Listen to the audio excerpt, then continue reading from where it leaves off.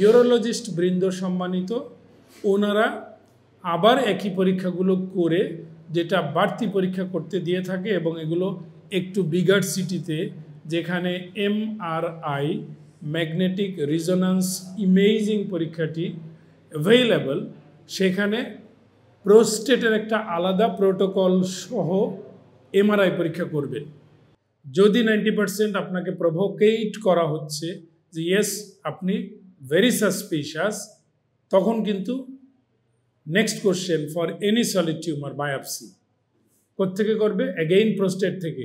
এবং এগুলো করার বেশ কিছু পদ্ধতি রয়েছে।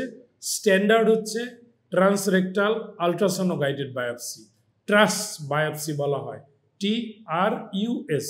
নর্মালি এই প্রোস্টেট গ্ল্যান্ডের যে টিউমারগুলো হয় সেই অ্যাফেক্টেড এরিয়া থেকে অন্তত 12টা স্যাম্পল কালেক্ট করা হয়।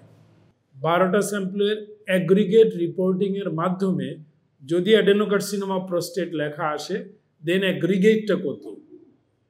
আমাদের হচ্ছে টোটাল স্কোর 10, তার ভিতরে 7 থেকে 9 পর্যন্ত হচ্ছে আপনার প্রোস্টেট ক্যান্সার।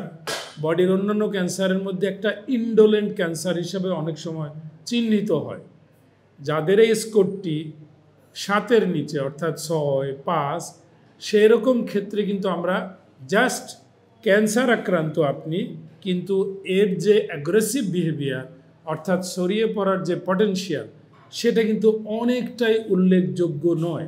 ওই যে মূত্র ত্যাগের অভ্যাসের পরিবর্তন, পিএসের লেভেলের ভেলোসিটি পার 6 মান্থস এটা কত বেড়ে চলছে, অন্য কোথাও পেইনের বিষয় চলে আসলো কি না, এগুলো মার্ক করতে থাকি before application of any treatment.